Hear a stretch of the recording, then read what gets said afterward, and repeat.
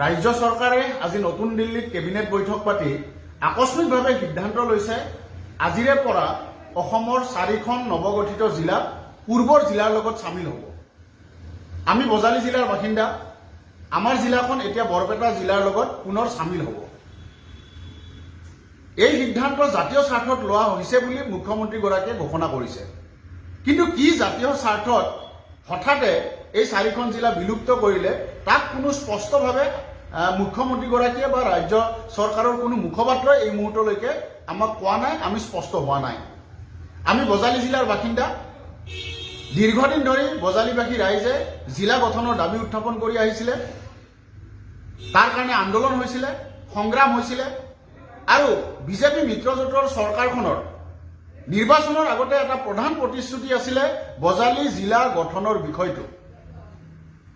গতিকে এই বিষয়টোৰ পৰা আকস্মিকভাৱে কেবিনেট সিদ্ধান্ত লৈ এতিয়া ৰাজ্য চৰকাৰখনে আঁতৰি যাব নোৱাৰে।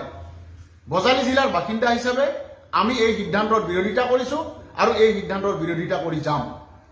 কাৰণ বজালীবাসীৰ আৱেগ আৰু আকাংক্ষাক সম্পূৰ্ণৰূপে ধূলিসাৎ কৰা হৈছে। নিৰ্বাচনী প্ৰতিশ্ৰুতি হিচাপে কেৱল জিলা ঘোষণা কৰি এতিয়া যদি বজালীবাসী বা 4খন জিলাৰ বাসিন্দাক বঞ্চিত কৰা হয় তেনেহ'লে এয়া সম্পূৰ্ণৰূপে অন্যায়, আমাৰ জিলাবাসীৰ কাৰণে অন্যায়। আমি বজালী জিলাবাসী ৰাইজক লগত লৈ এই বিষয়ে আমি জনমত গঠন কৰিবলৈ চেষ্টা কৰিম আৰু কোনো পৰিস্থিতিতে বজালী জিলাক বিলুপ্ত কৰিবলৈ দিয়া নহ'ব। এই সিদ্ধান্তৰ কথা আমি মুখ্যমন্ত্ৰী আৰু ৰাজ্য চৰকাৰক জনাই দিছোঁ।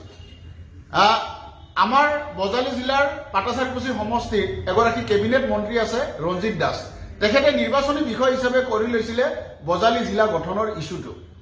এগৰাকী কেবিনেট মন্ত্ৰী থাকোঁতে কি কাৰণে বজালী জিলা বিলুপ্ত হ'বলৈ পালে ৰঞ্জিত দাস ডাঙৰীয়াই এই বিষয়ে বজালীবাসী ৰাইজৰ ওচৰত আহি ক্ষমা খুজিব লাগিব আৰু পুনৰ যাতে বজালী জিলাখন গঠন কৰাৰ ব্যৱস্থা হয় তাৰ কাৰণে তেওঁ হাতে কামে লাগিব লাগিব।